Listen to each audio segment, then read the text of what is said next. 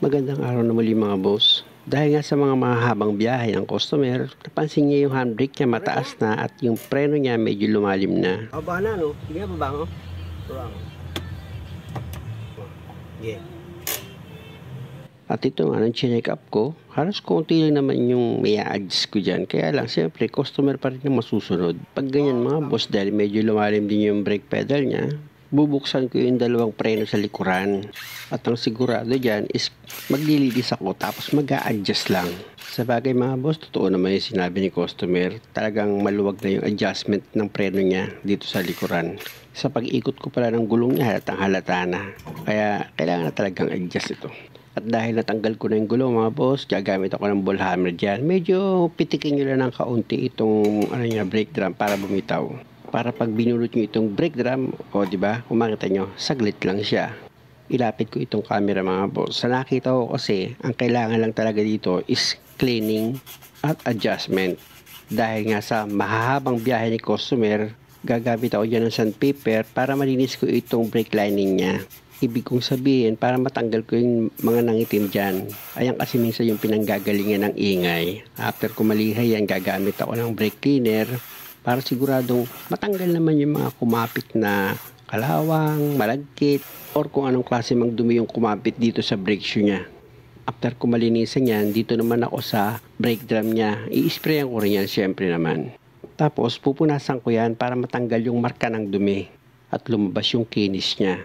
Tapos, isusukot ko yan dito sa brake shoe mga boss para malaman ko kung gaano kalaki yung i-adjust ko dito sa brake adjuster niya. Ayan yung brake adjuster niya mga boss, gagamit ka dyan ng flat screw, pihitin mo lang yan pababa yung pinakaipin niya. Sa pag-adjust mga boss, lagi kong pinapaalala sa inyo, huwag naman sobra-sobra na pag nilagay mo itong brake drum mo is hindi mo na siya mapihit. Dapat pag nag-adjust ka, yung tama lang. Yung pag ilagay mo yung brake drum mo, mapipihit mo pa rin siya. Ang ibig kong sabihin is yung maiikot mo pa rin. Gaya nito mga boss, ilalagay ko na tong brake drum niya. O kung makikita nyo, di ba?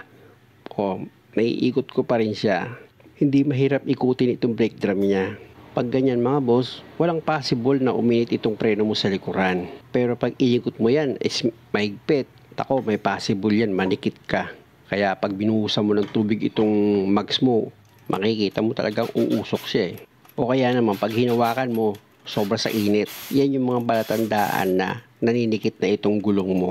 Pero kung malakas ka makiramdam, sa takbo pala ng sasakyan mo, mararamdaman mo na pigil siya eh. Kapag naninikit yung gulong mo, ganun kagad ang mararamdaman mo mga boss. At dahil okay na ito mga boss, nilagay ko na itong gulong niya, tapos lilipat naman ako sa kabilang side.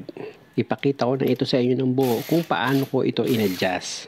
Siyempre, una sa lahat, tatanggalin mo ulit itong gulong niya gamit yung number 21 na socket wrench.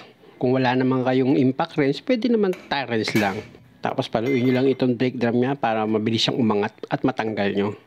Same procedure lang naman mga boss ang gagawin nyo. Pag natanggal nyo itong brake drum niya, gamit ka ng papel diliha, tanggalin mo yung nangitim dito sa ibabaw ng lining mo. Ayun kasi ang pinanggagalingan minsan ng sipol or ingay. Tapos dito ka naman ngayon sa brake drum mo, spray mo yun ng brake cleaner. Kung makita nyo, di ba? Ang dumi rin eh. Oh. Yung mga kumapit na kalawang, alikabok, at kung may malagkit na kumapit yan, matatanggal ng brake cleaner yan. Ganon din dito sa brake shoe nyo, i-spray nyo rin yan after nyo siyang maliha. Para sigurado kayo na malinis talaga itong brake shoe nyo. Kaya kung ganito yung sasakyan nyo mga boss at 22 model naman, kahit kayo na maglinis ng preno nyo, tapos mag-adjust, kayang-kaya nyo na yan. Napakadali lang naman, ang laki pa ng matitipid nyo. Kung papansinin nyo mga boss, lahat naman ng klase ng preno sa likuran, iisa lang naman ang itsura eh. Minsan halos wala naman silang pagkakaiba. Kung magkaiba lang, yung position lang naman ng mga return spring, yun lang. Tapos yung klase ng adjuster, yun lang naman ang pagkakaiba niya. O dito naman sa brake drum niya, after mo ma-sprayan yan, o punasan mo siya ng malinis na basahan. Kung makita mo, di ba? Ang kintab na. O dito naman tayo sa brake shoe. Gagamit ka ng flat screw dyan pag nag-adjust ka. At huwag kang mag-alala, napakadali lang mag-adjust dito sa brake adjuster niya. Ipipihit mo lang dito sa brake adjuster yung mga ipin yan pababa. Mag-a-adjust na yan para bumuka itong brake shoe mo.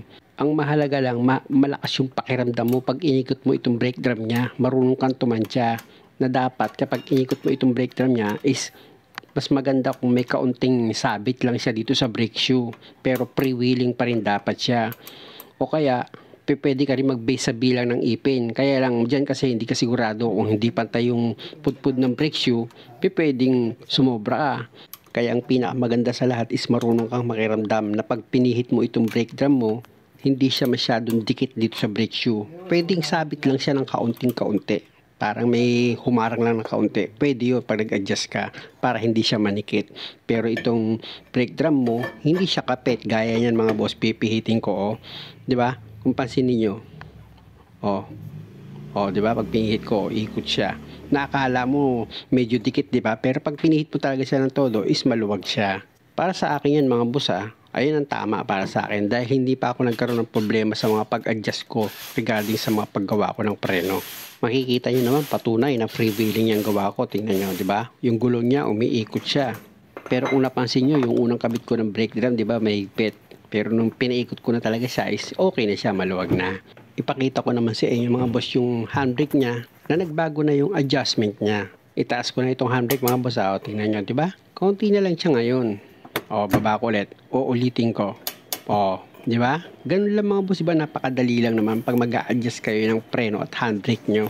Muli mga boss, maraming salamat sa panonood. Sana huwag nyo naman kalimutang mag-subscribe sa channel ko. Maraming salamat.